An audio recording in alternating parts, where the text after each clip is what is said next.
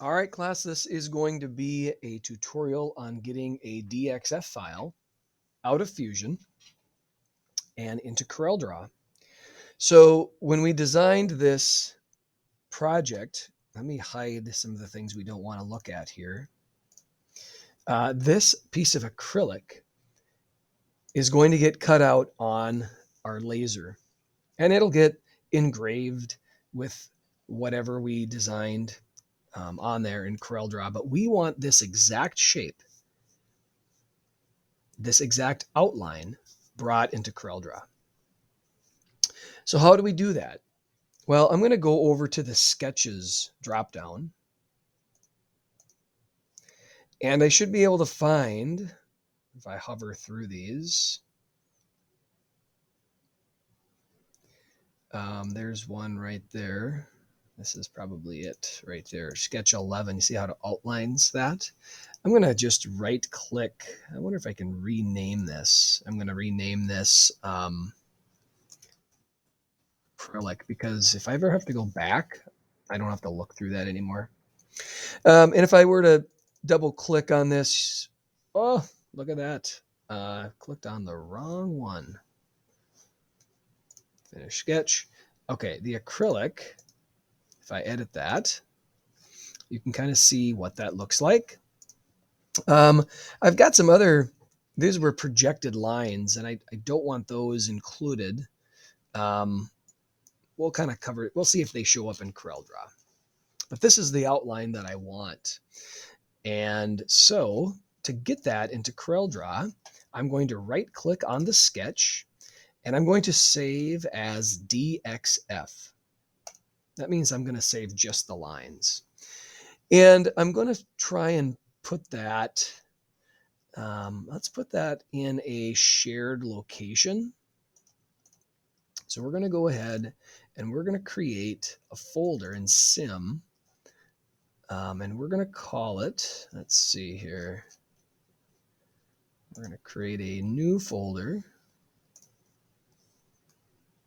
I'm going to call it DXF files.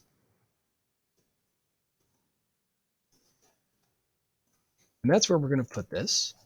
And I'm going to hit, I'm going to select save.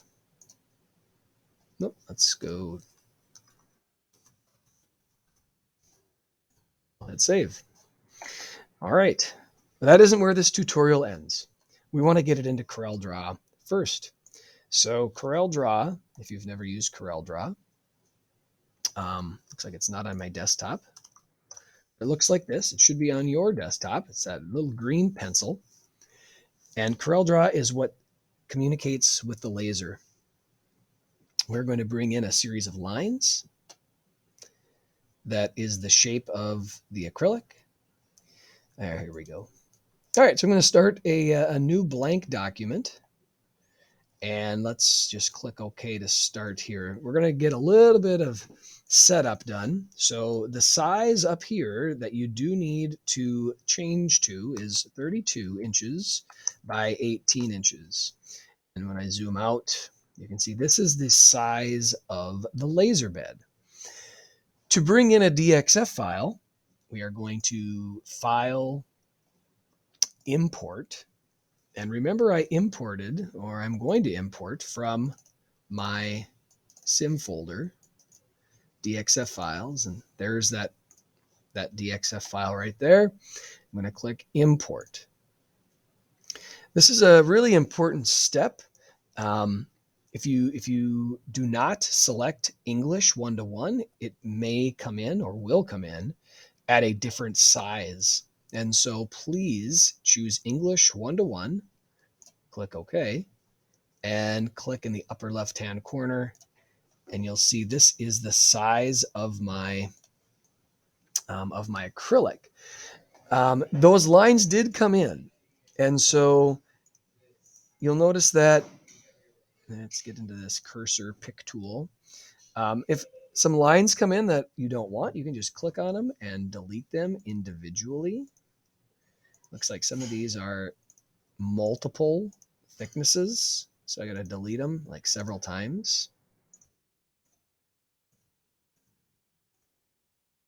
It's kind of annoying, but That's just the way it is. Go, and one more. There we go. This is the outlined shape of the acrylic. Notice that when I select it in the bottom right hand corner, it says hairline, and that is what I want. If it for some reason does not say hairline, for example, I'll give it a thickness. Look at that. That can't get lasered out. But it can cut lines that are hairline. So please select hairline.